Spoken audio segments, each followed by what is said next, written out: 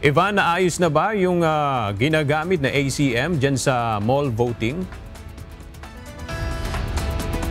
Magandang tanghali sa iyo, Aga. Naayos naman itong nagkaaberyang automated counting machine o ACM dito sa SM Fairview, kung saan ginaganap ang halalan para sa 2 presinto sa barangay Pasungputik dito sa Quezon City. May konting naging problema sa machine, pero nalinis naman, naayos naman kaagad. Hindi nabasa ang balota, pero nilinis naman na meron ka na, kasi kami tinatawag na DESO Technical Support Staff.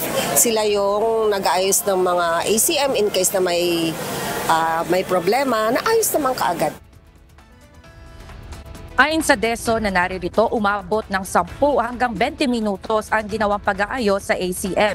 Nakita daw na problema ay maduming papel, ngunit nang nilinis naman ng mga technical staff ay binasa rin naman ng makina. Katulad sa mga eskwelahan, tuloy-tuloy din ang botohan dito sa ilang mga mall sa bansa, kasabay ng Mall Voting Program o MVP na inilunsad ng Commission on Elections o COMELEC. Kasamang SM Fairview sa 42 malls nationwide na kasali sa Mall Voting Program at nagsimulang magbukas kaninang alas 5 ng umaga para sa mga vulnerable sector. Ayon sa COMELEC, inisyatiba ito upang gawing mas convenient at madali ang pagboto ng mga Pilipino. Ngunit hindi lahat ng rehistradong botante ay maaaring bumoto sa loob ng mall. Tanging mga botanteng nakarehistro lamang sa mga piniling presinto ng COMELEC maaaring bumoto. Katulad na lamang ng Barangay Pasungputik. Ayon sa DESO, maliit ang paaralan sa Barangay Pasungputik para i-accommodate ang maraming mga botante. Kaya napili ang barangay na ito para idaos ang botohan sa naturang mall.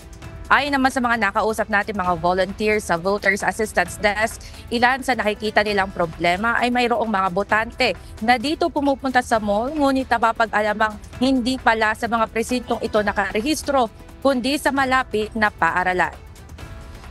Aga samantala, inaasahan ng DESO na naririto na nasa 1,800 registered voters ang pupunta dito sa mall upang bumoto.